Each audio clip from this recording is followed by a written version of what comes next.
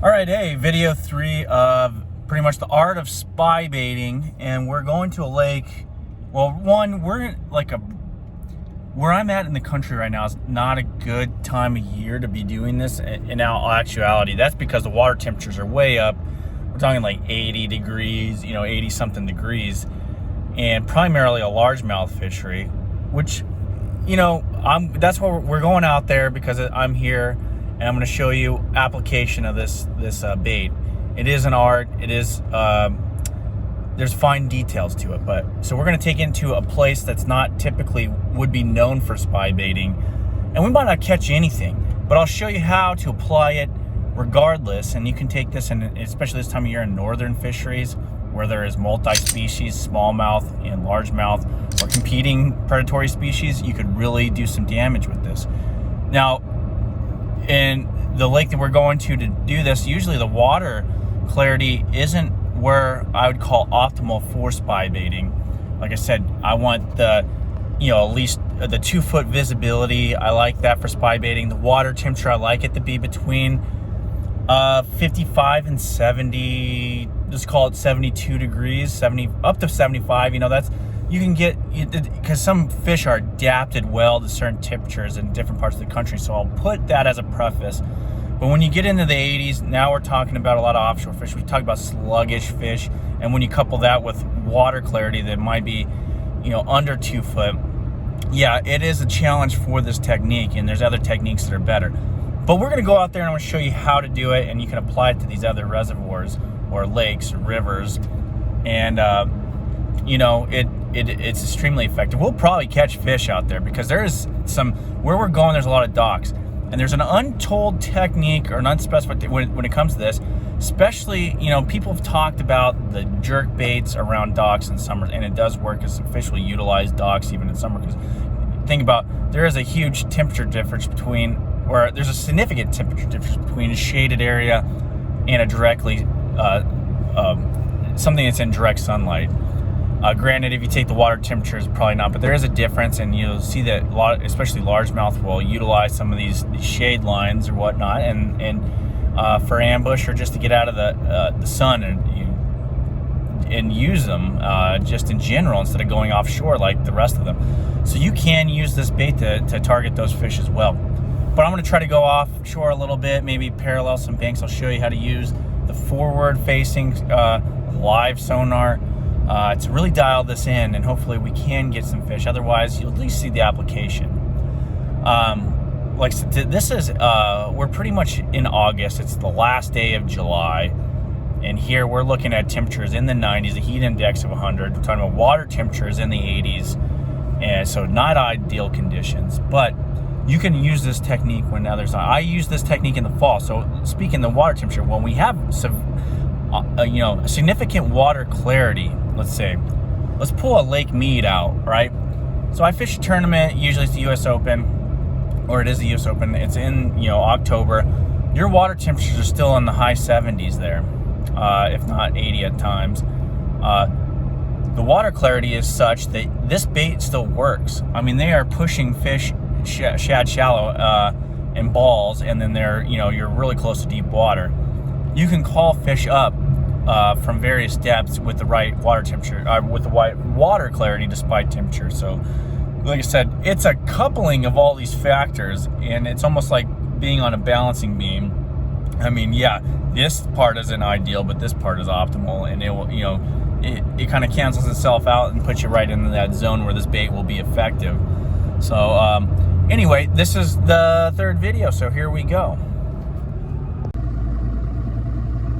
So here we are out here graphing. There's a lot of scattered fish I can see here in between 15 and 25 feet. But we're gonna find, we found one school. We're gonna look around, and then we're gonna bust out the spy bait. One with a spinning rod and then one with a casting rod. So we're gonna try to find some drop-offs where we can really target a couple fish, because that's where this technique, especially the lower the water clarity is, where it's gonna actually shine. But right now, water temperature, it's at like the 90s, man. It's not even, it's getting pretty crazy out here. But let me get to it. Let me get this, let me get all this stuff figured out, and we're gonna rig up some rods and we're gonna do this.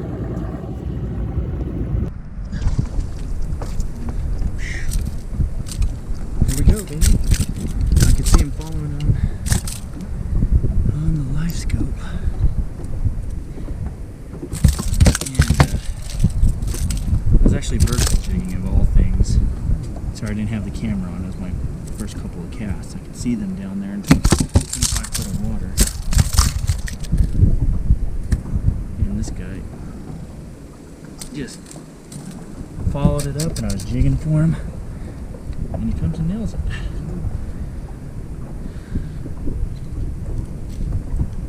Chasing bait.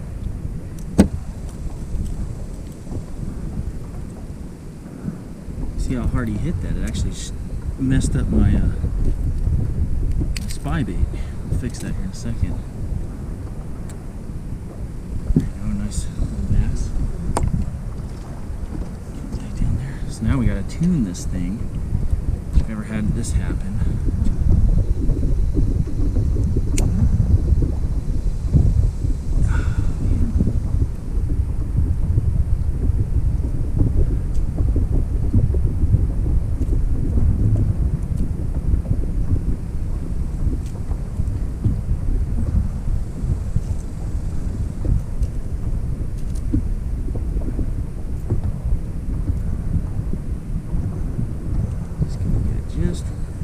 Just like a crankbait.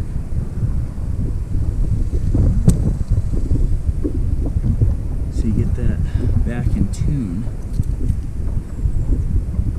Primarily you want that blade to spin. Let's check it.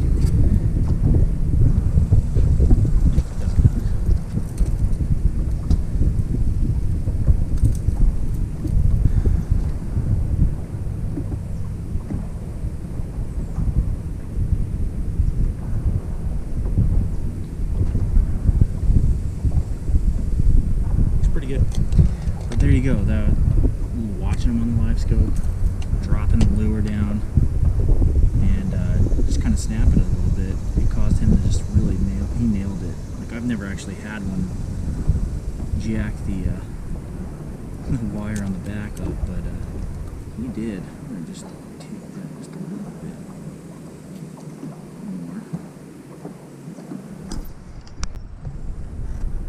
more. I can see these fish down here. This is how I caught the last one. I could see him, he's suspended.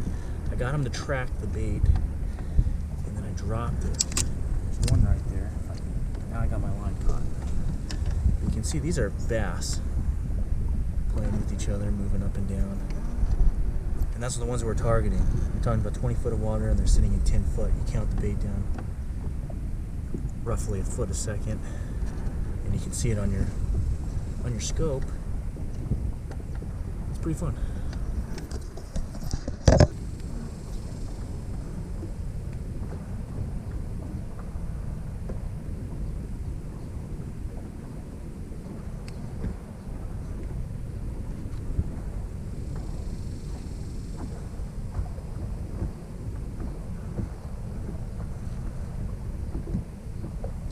Oh, there, got him.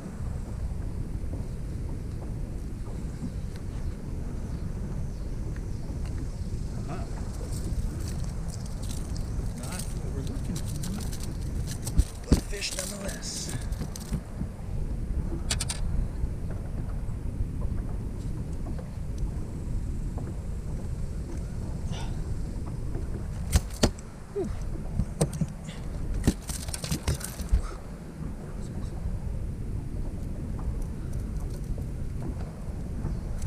Nice white bass. Somehow I saw it with one eye.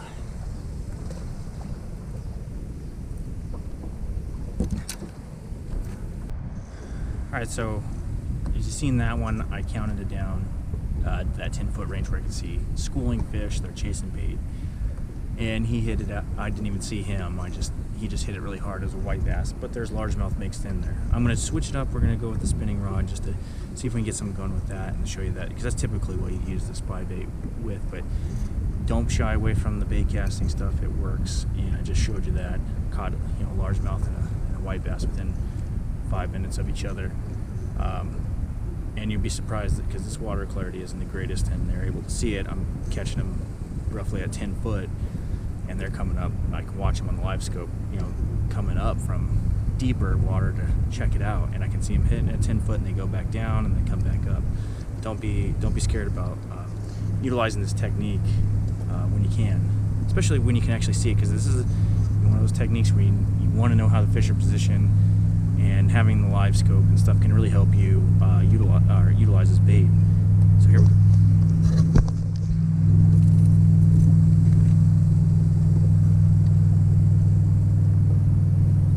Look at all those fish, and they're just, you can see my bait right there.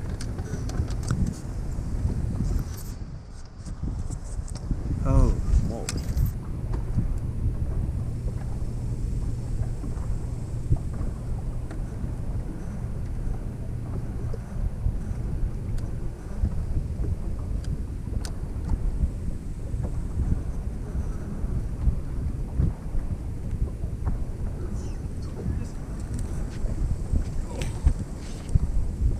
Oh, it's a good white bass again.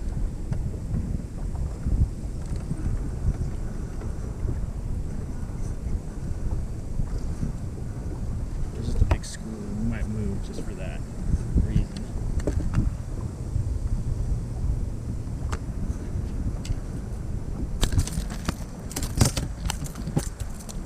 £6 test.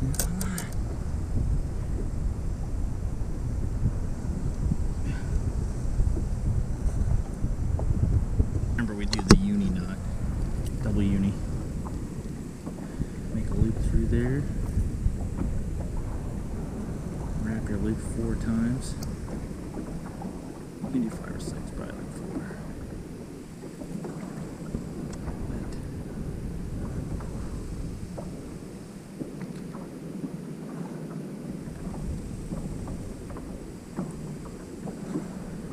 Looks like we're in a school of white bass now, so we're probably going to move and look for some more largemouth. And there's a mega school. Yeah, just like that, within 15 minutes, you get out here, graph a little bit, find a school of fish, set on them. Within 5 minutes, catch a largemouth. And within a span of probably less than 20 minutes, 15 minutes, largemouth, white bass.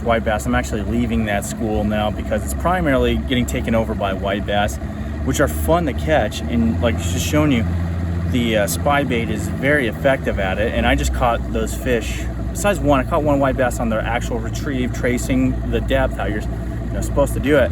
But I was actually, what I did with the largemouth and the other white bass is I'd get it, I could watch them come up on the live scope, and I'd kill it right at the boat, and they'd come and dart at it, and then I'd just snap it once. And that bait has an action that's like a Cinco in such that it lifts back and forth.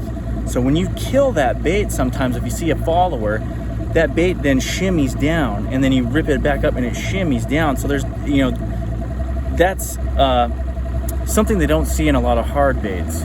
So it's something unique to the Spybait, especially the Realis Spybait. And I did it with both. If you've seen that, I did it with both the 90, and then I pulled the 80 out and did the same thing. So both the sizes are effective and can be utilized for not just tracing, but like I just showed you, you kill it just like a Cinco and let that thing shimmy, and it's you can trigger strikes. Anyway, we're going to keep going. I'm going to look for some more largemouth. We might go fish a little bit around the docks.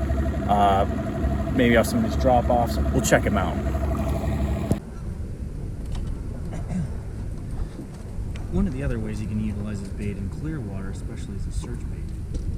I mean, yeah, sometimes those spinner baits are more effective, but when everybody else is throwing a spinner bait, sometimes you can cover some water with it.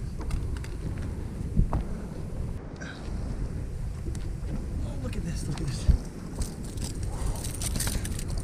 Look at that crappie. Live scoped them. I didn't know exactly what they were. There was just a couple of them. And threw out there using the tracing method. And got this nice slab.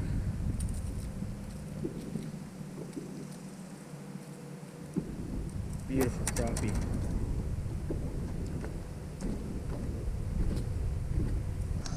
That is truly how powerful this technique is. I mean, it's a multi-species thing. Like, I'm using my forward array technology. Who got me a little bit. Didn't even realize. Oh well, he was jumping around. Pretty exciting.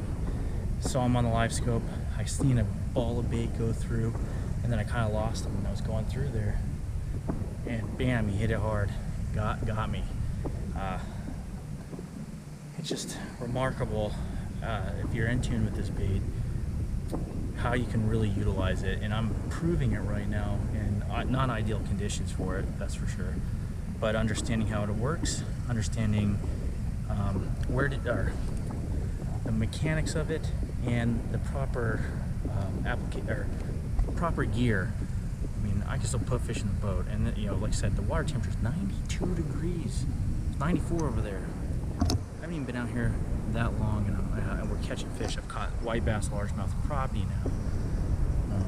I didn't expect this, to be totally honest, when I came out here to do this video on this. To actually start catching fish, I thought this could be a fishless day. I might have to bust out a jig or something.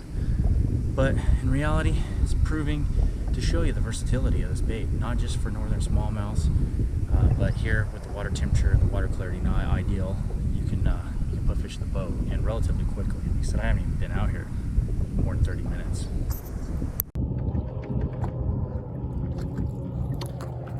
I'm just slaying these crappie, dude. My camera equipment's kind of gone down because of how hot it is, but I found a school of pretty good sized fish out here in the middle of nothing. So I, threw the Spybait around, and I had a real nice hit, and then I got this little dude, white crappie, and it's been interesting. I mean, it's so hot, my equipment, like even the live scope and my other stuff is giving me heat warnings, and then my GoPro went out, so filming a little bit on the phone just to give you a little glimpse. I've actually caught a few other crappie when I tried to go shallow, but there's pretty good sized schools of them out here just in nothing chasing bait. But we're not nailing them in the middle of summer on this Spybait, man. It's crazy.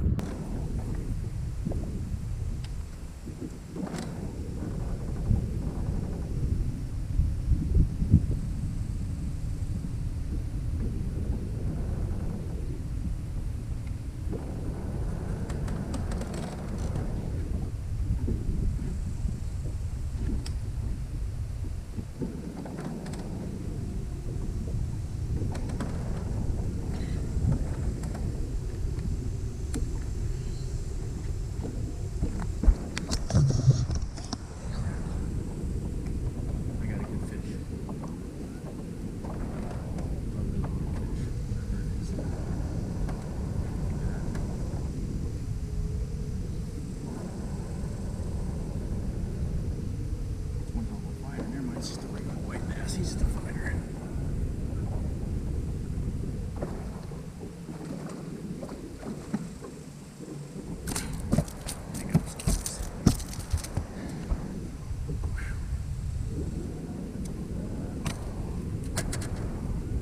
I thought it was a lot bigger than that.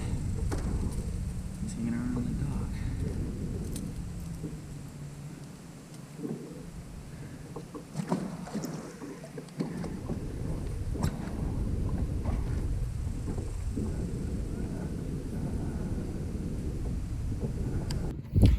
All right, got another species.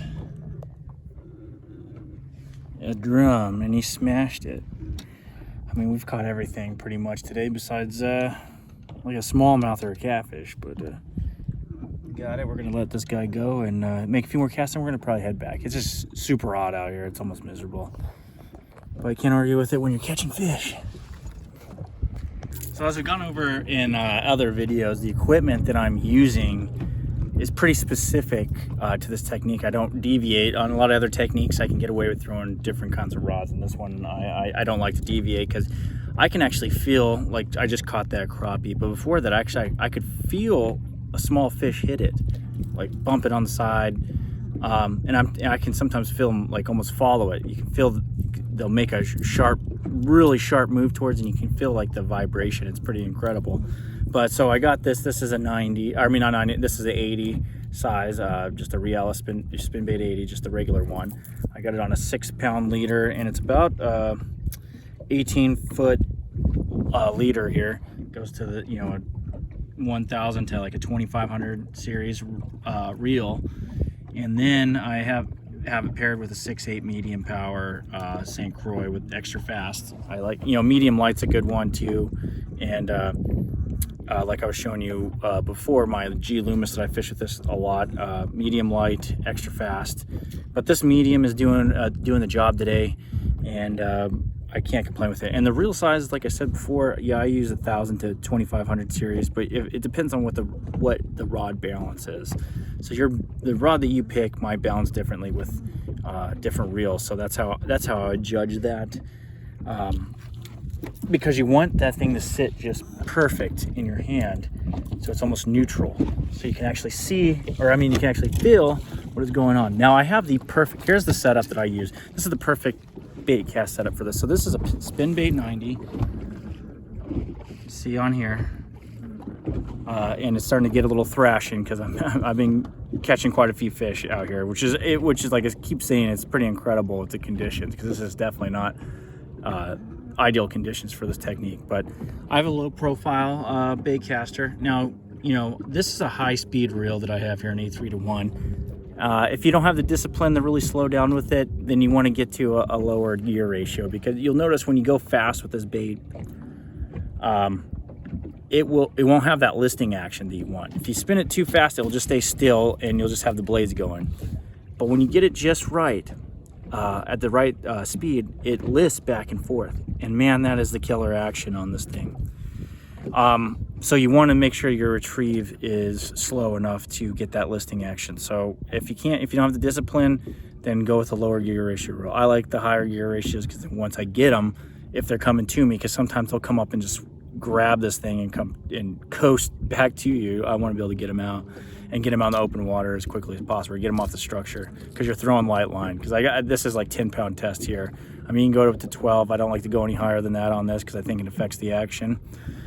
So then we go to the rod, a 6.8 medium power, pretty much the equivalent, but in a bait caster. I use this is a medium extra fast. I love this rod. You can go to the medium light, like a jerk bait type rod. But so far, this rod's been perfect. I can't complain whatsoever. There's nothing I would change. It's light. It's hard to throw a lot of other baits on there besides small stuff. But when you pair this up with a 90, or even you can throw an 80 on this thing, it's incredible. You can really feel what's going on underneath the water, and I can't say enough about it. Now we go to the equipment, like I showed you. There's forward-facing sonar has really changed the game, especially when it comes to a technique like this. I can really see what's going on under the water. I can see how they react in the bait. I can trace, like, even though you know what's going on with this bait, typically you don't need forward-facing sonar. You count it down and you trace this bait with a slow retrieve, and you can stay in that zone. You have a reasonable idea of where you're at. But with forward-facing sonar, I mean, you go down to the nth degree on this. So I count down to 10, and I might be actually running a 9. But then I can just back off a little bit and get to 10 or the 15 or wherever I need to be, and trace this thing back to the boat. And it's paid dividends today. I mean, granted, we haven't caught a whole lot of largemouth, but I've caught crappie, white bass, and largemouth. And I've only been out here probably an hour. But I've been doing a little bit of other graphing, because we've got a large tournament here later on in the fall for this lake. And it's not necessarily what I would say a spy baiting lake, but we're proving that otherwise out here. But anyway, this is this is what you need to spy bait, and this is how it is. This is an art form more than it is just going and throwing a jig or whatnot. You can, once you dial it in, you grow to love the simplicity of it, but also the effectiveness of it and the subtlety of this presentation.